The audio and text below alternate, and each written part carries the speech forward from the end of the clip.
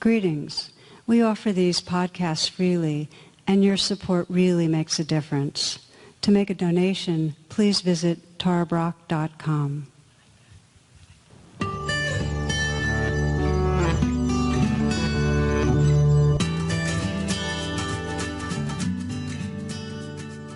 Namaste and welcome.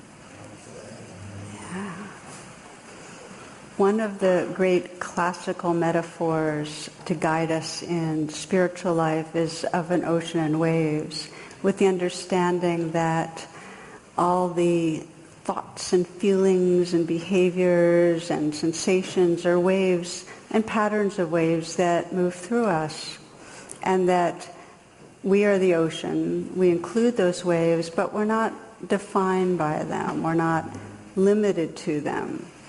And that if we remember we're the ocean, we're not going to be afraid of the waves. Okay? And if we forget that we're the ocean, we're going to be seasick most every day. And the reason I like that is because, as we know, we forget our vastness, our oneness, the depth of who we are regularly. And we know how reactive we are, how all we need is an email that sounds slightly critical or that places a timeline on us we didn't think we had. And all of a sudden our body gets tightened up and our mind starts spinning. No ocean there in those moments. So that's the beginning of tonight's exploration, which is this is part 2 of what I've called the resilient spirit. And the inquiry is, what does it really mean to be resilient? And how do we cultivate it? And the way I've been defining resilience is that this understanding that as the waves get stirred up or extra sticky, grabbing us, possessing our attention, that resilience means it actually in some way moves us to call on more creativity and more intelligence and more love. That the hard times in some way are what move us to become more who we really are. So I've just seen myself in working with people over the years, and I know you have in your own life, how often it's the breakup that we didn't expect, the betrayal, the heartbreak, or how often it's a major loss of a person we loved, or a job that we were attached to, or whatever, that we didn't want to happen, but in some way we end up finding resources we hadn't expected inside us that actually make us stronger. We know that. And it happens in struggles in relationships, that it's not like relationships are good and deep because they're harmonious. Harmony's nice. But it's because they have the natural edginess and conflicts that all people have, and there's this capacity to learn and grow and deepen compassion through it. And similarly with work challenges, that it's the challenges that actually have us draw on a deeper sense of what's possible.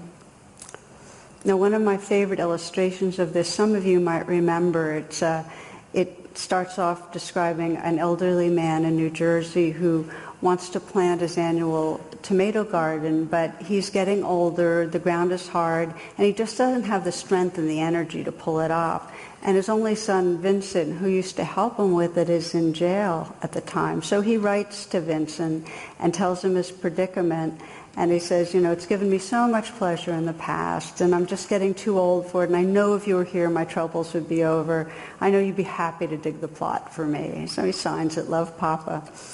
He gets a letter a few days later. It's from his son, and his son says, Dear Pop, don't dig up the garden. That's where the bodies are buried. Love, Vinny. Okay, so the next morning, 4 a.m., the FBI just swamps the place, and local police, they arrive, they dig up the entire area, no bodies. They apologize to the old man and they leave. Soon after, the old man receives a letter from his son. Dear Pop, go ahead and plant the tomatoes now. That was the best I could do under the circumstances. Love you, Vinny. So I like that, some of you might remember how Einstein put it. He said that you can't solve a problem from the same state of mind that created it. And so it is with developing resilience. It forces us into a larger perspective. I also read that Will Rogers wrote, "If stupidity got us into this, how come I can't get us out?" Which is often the other approach that's taken. So in navigating the stressors, the challenges, we're not just talking, when we talk about resilience, about that elasticity of, okay, we can bounce back quick enough. Okay, it's not just that. It's really becomes a trait that allows us to evolve through what arises in our life. It's kind of like the coal that's just turning more and more into a diamond. Or another metaphor is how the heartwood of a tree, in order to get strong, needs wind. Okay? So resilience is sourced in a certain kind of trust that we have what it takes to grow and get through. It's that we trust in some way we've got the love inside us and the wisdom to be able to make it through.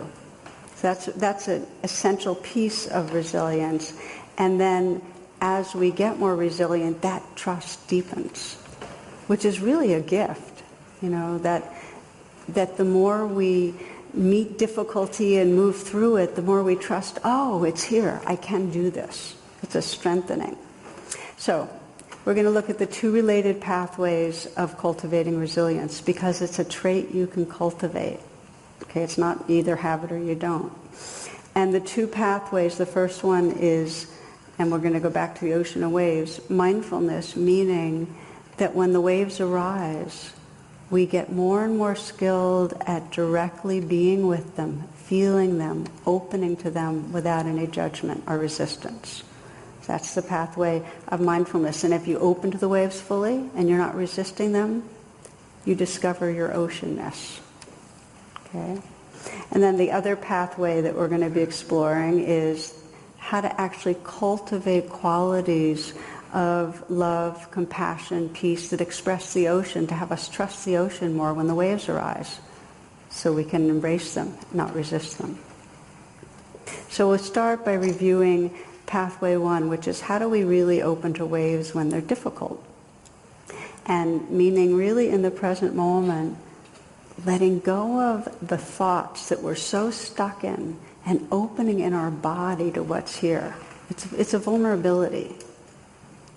A friend sent me this cartoon. It's got a psychiatrist with a snake on the couch, and the snake's skin is on the floor. See, just when I finally started to feel comfortable in my own skin, this happens. I'll leave it out for you, just in case you need inspiration and you're feeling overly tender. So this speaks to, in a way, the understanding of mindfulness as the undefended heart, or the present heart, that really allows us to then respond with our full intelligence. We're not defended, we're not resisting. We can really give to the world from a deeper place. I was teaching a workshop last weekend, and one woman described a relationship of 30 years and being betrayed by her partner and the depth of mistrust. This had happened about 5 years ago, and how she thought that resilience, forget it. She really felt like her destiny was to pull into a cocoon and never trust again. And she got involved with a meditation group that had one of what we call a spiritual friends group, which is a lot of the Buddhist communities have them. And the practice there is really to first sit and be mindful, and then share really honestly about what's going on in our lives and how can we bring more compassion and more mindfulness to what's really going on. And she found herself gradually taking what we call the exquisite risk, thank you Mark Nepo, that's his phrase, to be more and more real. And she became, with this group, increasingly spontaneous and honest, and her humor came back. So she found her resilience in a safe space, but it allowed her to trust herself in a way that she actually was available for intimacy in a far more real way than she had been before. She grew through that. Resilience, we grow through the tough stuff if we're willing to be present. This is true for living and also growing through the process of dying, of real loss, including losing our body. One of my favorite current books is by Frank Ossistesky, and it's called The 5 Invitations. It's a fabulous book. So in one of the stories he tells, he describes a homeless man, his name's Lorenzo, who comes to the hospice after trying to kill himself. And he was, Frank describes him as a really intelligent and educated man. And his life had spiraled down after his marriage of many years broke apart, and he lost his job, and he lost his health insurance when he couldn't work because of cancer. And he was a very independent, self-determined man, and this was the humiliation of finding himself sick and on the streets was too much. He didn't want to live. So Frank did an admissions interview with him while he was still at the psychiatric hospital. And at first he just sat with him really quietly for quite a while, actually. And this surprised Lorenzo. He said, well, you're just sitting quietly with me. Nobody's ever done that. And Frank said, yeah, well, we do that a lot in the Zen hospice. Frank founded the Zen hospice. And then he said, he basically asked Lorenzo what he wanted, you know, and because he was kind of sensing whether or not it would be a fit to come to the hospice. And without missing a beat, the response was spaghetti. Spaghetti? Well, we make really good spaghetti at our place. Why don't you come live with us? Okay, Frank. And that was it. That was the whole admissions review, which I thought was really cool. So they then, Lorenzo was alive he lived for maybe 3 more months. And during those 3 months, he and Frank developed a really trusting, deep relationship. And Lorenzo took refuge in presence. He named his fears. He felt his fears. They kind of had a space together where they could really be honest about what was going on. Started to change quite a bit. One day, and I'm reading now, shortly before he died, Lorenzo called me into his room and said, I want to thank you. I'm happier now than I've ever been. Bullshit, I replied. Not long ago you told me you didn't want to live if you couldn't walk in the park or write in your journal. What was that about? Oh, that, he answered with a shrug. That was just chasing desire. What do you mean? Those activities aren't important to you anymore? Lorenzo sighed. No, it's not the activities that bring me joy. It's the attention to the activities. Now my pleasure comes from the coolness of the breeze and the softness of the sheets. I smiled. What a remarkable transformation for a man I'd met in a psychiatric unit just a few months earlier.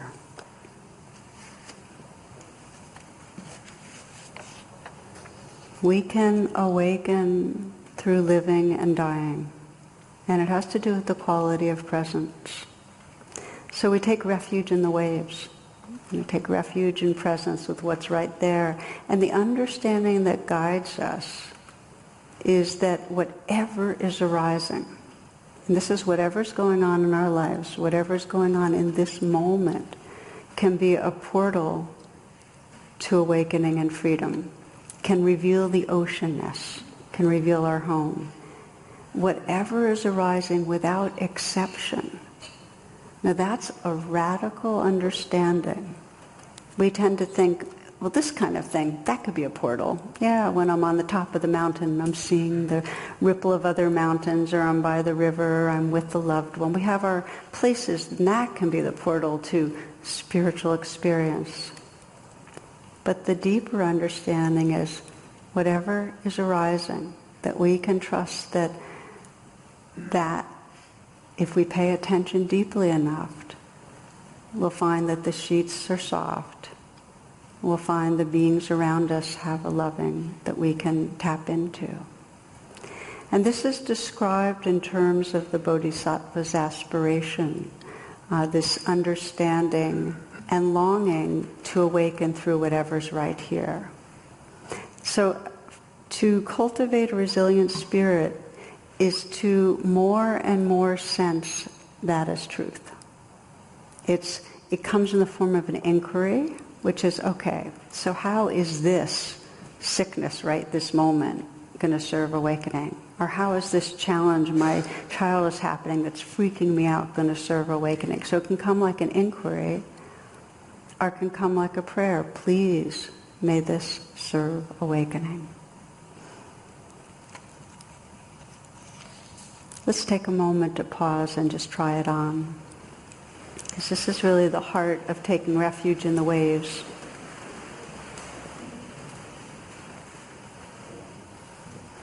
As you close your eyes, just to sense, okay, so the first pathway to cultivating a resilient spirit is this real willingness to be with the waves, to trust that whatever's arising is part of our path. It's not like we're trying to get past it so we can get to the real thing. This is it. Exactly what's here. And sometimes what's here is just this off-balance feeling. We might have a stomach ache or just feel a complaint about how somebody was just treating us, or what might be here might be a diagnosis that's really scary, or something going on for someone we love that's really painful. It's these waves, if we give them our full attention, that can serve the awakening of compassion. So you might scan your life right now and sense whatever the situations are that are in some way stirring up the challenging waves for you.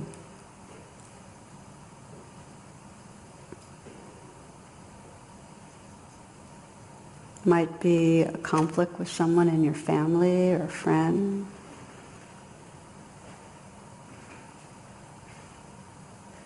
Might be an inner conflict, the way you're at war with yourself. Might be a challenge at work, or a challenge with your health, or a deep worry for someone else.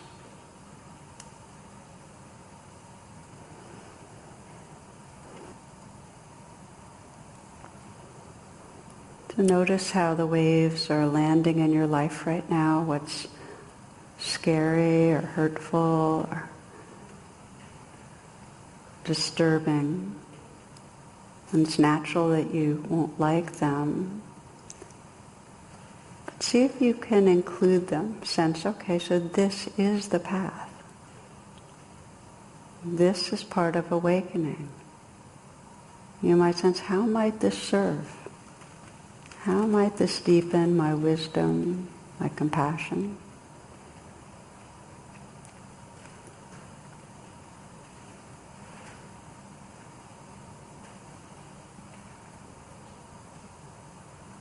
If you deepened your attention to the waves, how might it awaken and free you?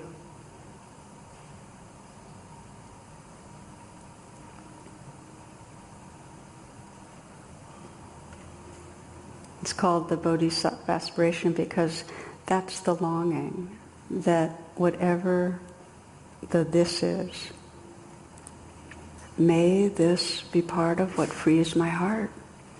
May I learn to love more fully. May I discover more capacity to be present with and open to what's going on in my life. More presence with others.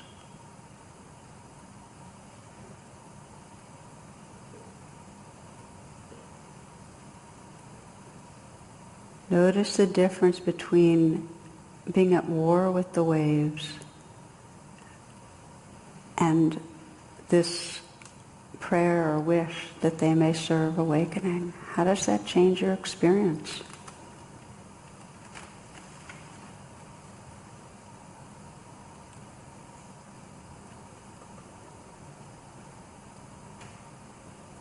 So this first pathway of resilience, taking refuge in the waves, bringing a deep attention to the waves. And when you're ready, please open your eyes. The remainder of this class will be exploring the second pathway. And the second pathway is how to intentionally cultivate access to experiences of well-being. So whereas the first pathway is just open to the waves, the second pathway is how do you take experiences that you know are wholesome in your life, when you feel touched by compassion, or when you feel courage, or when you've touched some peace, or when you've opened to loving. How do you build those? Because as we build, it's called resourcing. As you build those capacities, you actually get the taste of the ocean. You trust the ocean more. So we're going to look at how we resource, how we cultivate those qualities. And some people might be wondering, well, I thought mindfulness was that you're just accepting and being what is versus cultivating the positive. And I just want to say that our habit of what we are experiencing is very slanted to the negative. That through evolution we have a real slant towards fearful waves, anxious waves, depressed waves, angry waves. And so although we have the capacity for happy waves and compassionate waves, it's not as much the habit. So we're already habituated to lean one way, and what this cultivating the positive does is it gives us access to what's there, but what we don't as often experience, so it becomes more available. Okay? So as it said, we overlearn from negative experience. That's just our evolutionary predicament. Rick Hansen coined the phrase that we're Velcro for difficult stuff and Teflon for the positive. It just kind of slides through. And examples, it takes 5 positive compliments to begin to kind of balance out one criticism. Or somebody can have like 100 encounters with dogs that are completely fine, but one dog will be aggressive. That's it. That's what stays entrained in the brain. And basically our ancestors wouldn't have survived to pass down their genes if it was different. It's, in fact, if you think of the way the brain is designed, the amygdala, which registers emotions and danger and so on, completely mature by 7 months. The frontal cortex and the parts that know how to regulate our emotions and so on, 3 years. So very early on, the young child's brain is very plastic for negative experience. Again, from Rick Hansen, he says, we have a well-intended learning disability, which I think is brilliant. But it's really the evolutionary design for our ancestors. They were trying to survive Jurassic Park, and we're still as if doing the same. Okay, so trauma or no trauma, we have this negativity bias. We all, as part of our path, find the waves of doubting ourselves, of getting suspicious and mistrustful of others, anxious about failing. So how do we develop access? And this is what we're going to explore. One of the examples I like of cultivating a trait, a historical example, was from William James. Many of you know, I've heard of him. He came from a really accomplished family. His brother was a successful writer and so on. And in his 30s, he was totally unaccomplished. He wanted to be a painter, and he tried that, but that didn't work. And then he enrolled in medical school and quit to do an expedition up the Amazon, and then that didn't work out. So he, in a moment of reckoning, he questioned his innate capacity to do anything productive in his life, and that he should be alive at all. Okay? So he had hit a bottom, and he decided before he did anything rash that he would conduct a 1-year experiment. Now this experiment is an example of cultivating the positive. And here's what he decided. He said no matter what thoughts arose, he would keep turning his attention to the assumption that change was possible.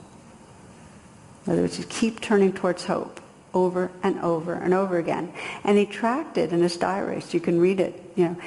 He basically practiced each day as if things could get better, as if he could transform. That was his assumed lens. And he became receptive to opportunities. Okay? His energy got engaged, and he became increasingly aligned with his deepest interests, which he was able to discover, and he married. And he ended up studying at Harvard, and he ended up creating a metaphysical club, and he wrote to one of his partners there, he says, I possess for the first time an intelligible and reasonable conception of freedom. Hope, possibility. Hope is a flavor of the ocean. The ocean has infinite potential. Our oceanness knows that this is unlimited creativity. Anything can happen. We're open to it. And that's what he trained himself to do. But it was, in fact, a training. So due to neuroplasticity, we can have corrective experiences that change our brain. But how does it work? And again, I'm very good friends with Rick Hansen, and I recommend his books highly. And he recently gave a talk that I found really clarifying on this, on how learning works. But he says it's really 2 parts. You have to have an experience, and you have to feel it. Have an experience of hopefulness or of love or compassion or whatever.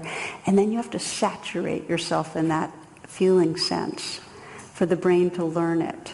In other words, it has to get installed, okay? Just like William James had to over and over again keep turning to hope. And researchers have shown, and it's very interesting, that the longer something's held in awareness, the more emotionally stimulating it is, the more neurons that fire and wire together, and the stronger the trace in memory. So these 2 steps, have the experience and sustain the experience.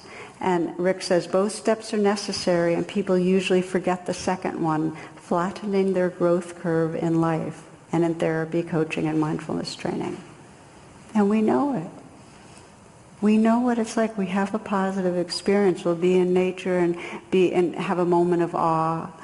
Or we might be with a loved one and feel very touched by something, or witness an act of kindness and sense, hope for humanity, or in some way. But it comes and goes, and we have these flitty minds that just get distracted and go on to the next thing, which is often a worry about what's around the corner. So we don't sustain our attention. The point is for our nervous system to transition from having a state of mind to creating a trait, a habit that's really deep in us of hoping, of loving, of compassion. We need to practice it. Story of a little girl, Carmen, who's at the park with her mother and her aunt, and they're teaching her how to jump rope, and every time she gets it right, they're clapping, and she gets better and better, and they're clapping more and more, so she's really excited. And her mom said, okay, now you go off and practice, and we're going to talk for a while together. She comes back 15 minutes later, and she's slumped, she's depressed. And she said, it's not as much fun without the clapping. So what are the ways that we really install an experience? And part of it's to know it's happening, to saturate, and to really appreciate it. That's part of the installation. So I want to practice with you. I want to practice getting a taste of how to install an experience.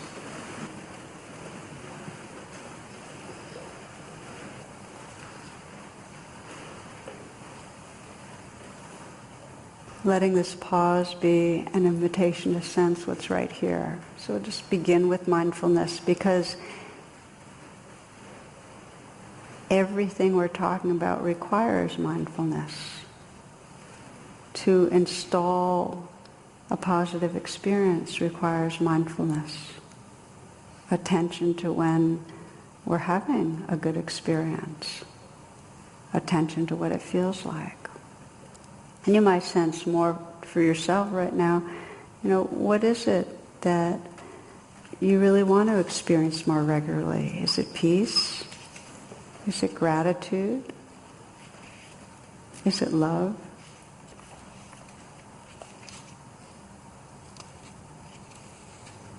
For right now, we'll explore just deepening and installing more of that sense of loving care.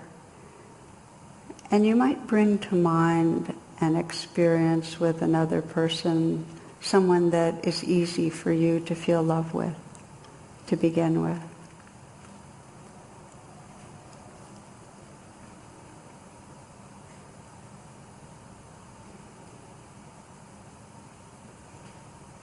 And bring that person to mind. Sense them right here, close in, so you can remind yourself of how come you feel loving with them. You might see the look in their eyes when they're feeling loving towards you, the expression on their face.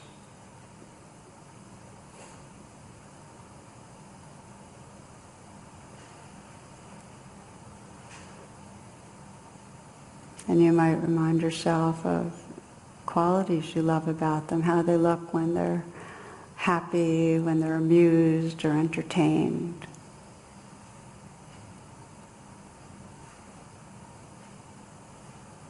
When they're laughing, or in a really tender place maybe. Reminding yourself of their goodness, basic intention to be honest, to be caring.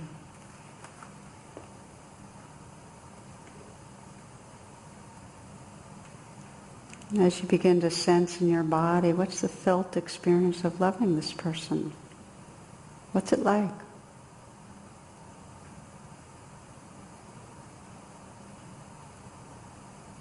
You might mentally whisper the person's name and say thank you. Just to feel it, just sense your appreciation and notice how that loving grows in your body. Imagining them receiving your thanks and the connection very alive.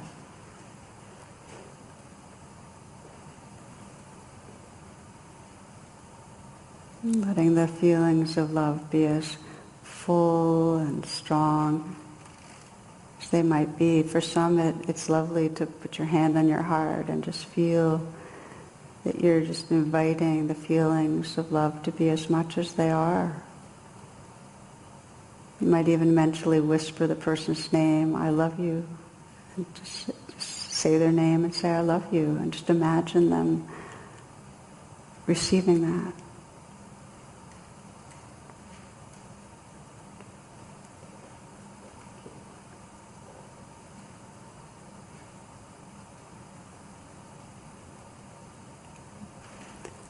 Letting the feelings be as full as they are and sensing what matters about this loving to you, what makes you value it, how it's relevant to you.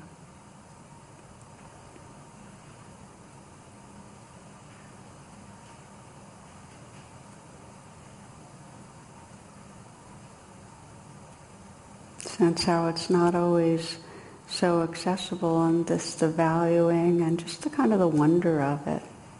Wow, it's just beautiful to have that tenderness. Just sensing a freshness in experiencing it.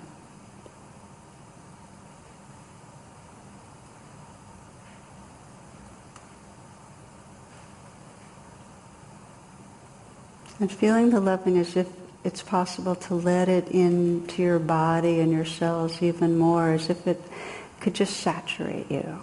Like you're a sponge just filling up with water. Or as if there's a syrup that could just completely fill you. Golden syrup just covering and saturating and filling your being. You can bathe in it. Really letting yourself let it in. Ah, this loving, let it fill me. And if it helps, just to mentally whisper the person's name and say, I love you. And just feel it again. Just really light and warmth filling you.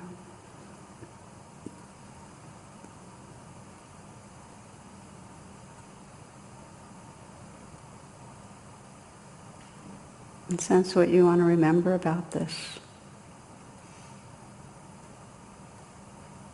Know that you're rewiring your brain, your heart, your body, your mind. And that the more times you do this, the more you really give it 20, 30 seconds to feel directly the loving, the more access you have to this very innate capacity in your being.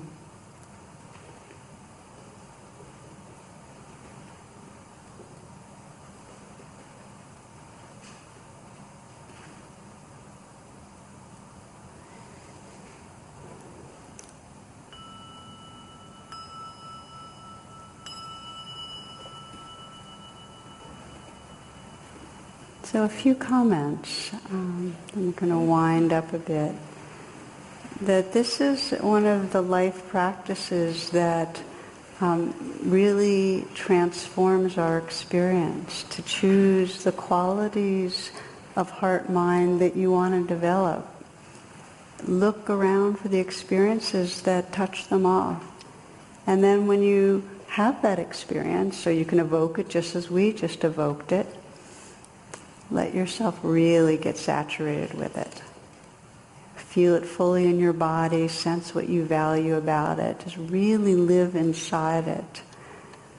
And the more times you do that, the more your brain gets entrained, and it can change your life. And it can be for love, it could be for peace, for quietness, touching those moments and really sensing them and savoring them. The poet Yeats writes, we can make our minds so like still water that beings gather about us, that they may see it may be their own images, and so live for a moment with a clearer, perhaps even with a fiercer light, because of our quiet. As you cultivate these qualities, you create an ocean other people can swim in. That's the beauty of it. It's the nature of cultivating a resilient spirit that it affects others. Thich Nhat Hanh describes how this happened after the Vietnam War, when people, they were called boat people, would be, risking their lives. They'd go out in these small boats in storms, and they knew their lives were in danger. But if one person on the boat could keep calm and not panic, that made it possible that others could really stay at ease. And people would listen to him or her and keep serene, and there was a chance for the boat to survive the danger. Thich Nhat Hanh writes this, he says, our earth is like a small boat. Compared with the rest of the cosmos, it is a very small boat and it's in danger of sinking. We need such a person to inspire us with calm confidence, to tell us what to do. Who is that person? The sutras tell us that that person is you. You are that person. And only with such a person, kind, calm, lucid, aware, will our situation improve. I wish you good luck. Please be yourself. Be that person. So we cultivate these qualities, and it seems like we're cultivating it so we will in some way be awakening in a personal way, but it absolutely creates that oceanness of peace or love that others benefit from. This brings up the last bit of the inquiry, which is, as a collective really, as a human collective, what makes us more resilient? And if we look really at the human species through time, what has made us resilient are the very capacities we're talking about cultivating individually. Can we communicate with each other? Can we collaborate? Can we love each other better? I mean, that's what this frontal cortex allows us to do. It allows us to be with each other and have these mirror neurons that care. So we see that picture. There's so many pictures from Texas. We see, I just was struck by the one with an assisted living home with an elderly woman up to like 5, all this water around her, one woman who was rescued. We see that, and it's just our nature to care. So it's a horror what's going on in Texas. It really is. It's a horror what's going on in Bangladesh, Nepal, and India, where 40 million some people's lives are being affected by monsoons. When we actually pay attention, it's our nature to care and to reach out. This is what makes us collectively have a resilient spirit. And I think for many people there's been a sense of hopelessness or despair because we've been watching really the more primitive energies of not caring, of considering others as other, of not really trying to take care of each other. We've been seeing how visible they are.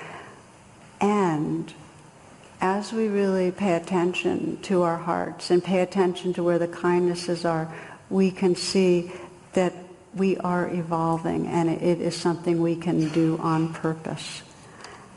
There's a story that I love that took place at San Quentin prison that really described this innate capacity of the human spirit. And some years ago, a woman arranged for the Kyoto Tantric Choir, these are Tibetan monks, to do this multi-vocal sounding, chanting, to perform at San Quentin. And then the San Quentin choir, the gospel choir, is going to sing in response. But then there was some worry that there would be some conflict or culture gap to overcome between the groups. The San Quentin gospel choir were African Americans who were large, worked out with weights, and really had been born again, really touched by the spirit of Jesus, the heart of Jesus. And their songs were testimonials to the depths of their suffering and to the light of gospel that had been awakened in them. And then you have the Tibetan monks who were, the fear was they'd appear as foreigners, as kind of heathens. And not only that, the contrast was, here they were, these small Asian men wearing these kind of maroon skirts. So there's a wonder about how are they going to bridge the gap. So I want to read to you how the sponsor set a context that speaks to the resilience of spirit and what brings us together. First, she said, almost all of these Tibetan men who joined us today had spent years in harsh prisons. The Communist Chinese Army not only imprisoned them for expressing their beliefs, but tortured them as well. Somehow they were released or able to escape from prison. Then to find freedom, they walked across the Himalayas, the highest mountains on earth. Some tied rags on their feet because they had no good shoes. But even now they are in exile. They are forced to live far from their home, apart from their families and community. They do not know if they'll ever be able to return. What's kept them going through all their struggles have been their songs and prayers. This is what they will sing to you today. And of course, for the gospel choir, the same thing. Marginalized, isolated from their communities, being really those that are oppressed, not given justice in a way that we know is deserved. And in an instant, the gospel choir and the Tibetan monks looked at one another with eyes that shared the vulnerable depths of human sorrow, and they found understanding. Each group sang to the other from the heart, and when their music was finished, they came together to hug and embrace like long-lost brothers.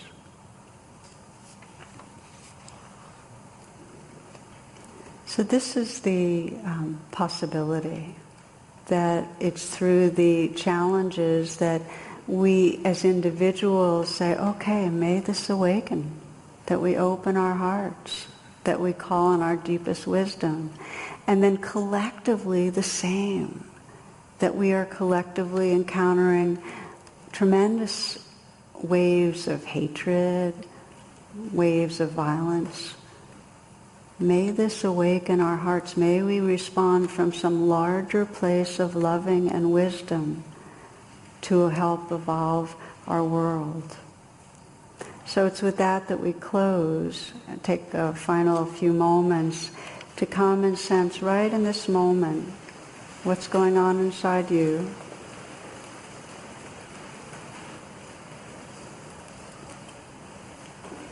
It starts right in this body and heart and mind, this capacity for resilience, for awakening. So start fresh this moment.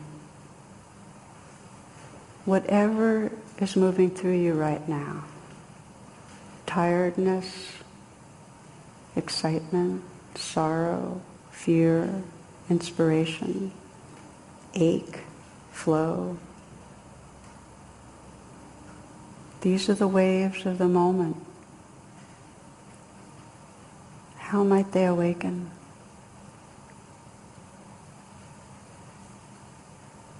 Is it possible to deepen presence?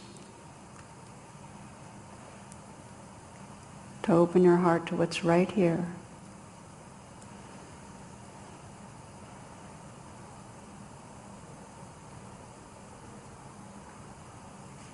To open, and in that opening, discover the openness and tenderness of the ocean that can include all the waves. The poet Dana Fald says, trust the energy that courses through you. Trust, then take surrender even deeper. Be the energy. Don't push anything away. Follow each sensation back to its source in vastness and pure presence. Emerge so new, so fresh that you don't know who you are. Welcome in the season of monsoons. Be the bridge across the flooded river and the surging torrent underneath. Be unafraid of consummate wonder. Be the energy and blaze a trail across the clear night sky like lightning. Dare to be your own illumination. Dare to be your own illumination.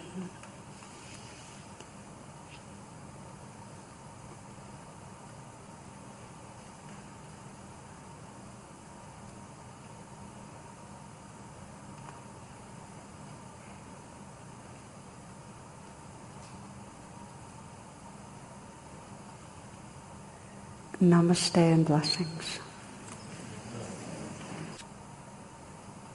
For more talks and meditations, and to learn about my schedule or join my email list, please visit TaraBrach.com.